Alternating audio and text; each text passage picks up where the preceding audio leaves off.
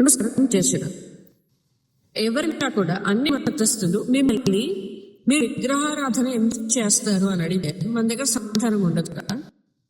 First logic ఏంటి అంటే, సూర్యాన్ని మన మనసులో తలుచుకొని ఆరాధించడం చాలా కష్టం. అంటే మనం ఒక దాని మీద కాన్సన్ట్రేషన్ నిలపాలి అంటే ఒక మూర్తి ఉండాలి. మొదటి రీజన్ అది. అందుకే దీన్ని సగుణోపాసన అంటారు. అంటే గుణ రూప విశేషకాలతో ఆ భగవంతుడిని మనం ఆరాధించడం. రెండవ కారణం ఏంటంటే, కార్యకారణ స్వరూపాలు తీసుకుంటారు ఆ భగవంతుడు.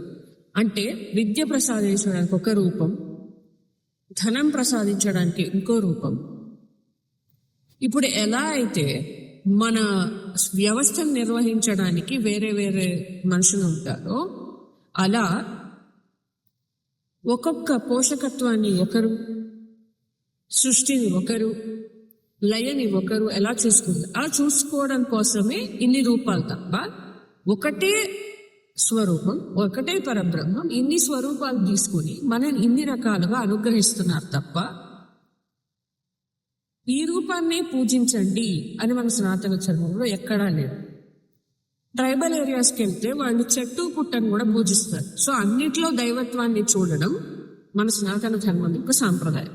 అయితే ఒక విగ్రహాన్ని ఆరాధించేటప్పుడు దాని యొక్క ఎనర్జీస్ ఆరా ఏదైతుందో, ఒక విగ్రహాన్ని ఆరాధించడం, ఒక మూర్తిని ఆరాధించడం అనేది ఇట్స్ ఎ సైన్స్. ఈసారి మనం విగ్రహ ప్రతిష్టాపన సైన్స్ గురించి ఇంకో వీడియోలో మాట్లాడుకుందాం.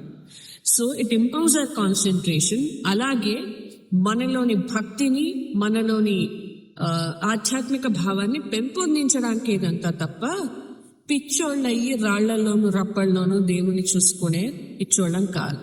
ఒక శిల్పాన్ని చెక్కాలన్నా కూడా ఆ రూపాన్ని పుణికి పుచ్చుకొని ఉండాలి. ఇది అంత ఈ సులభం కాదు. దేవతా శిల్పాలు చెక్కడం అంటే ఆ రూపాన్ని మనము లోపల తలుచుకుని అనుభవించాలి. అనుభవేక వేద్యం అవుతేనే ఆ శిల్పం అలా వస్తుంది.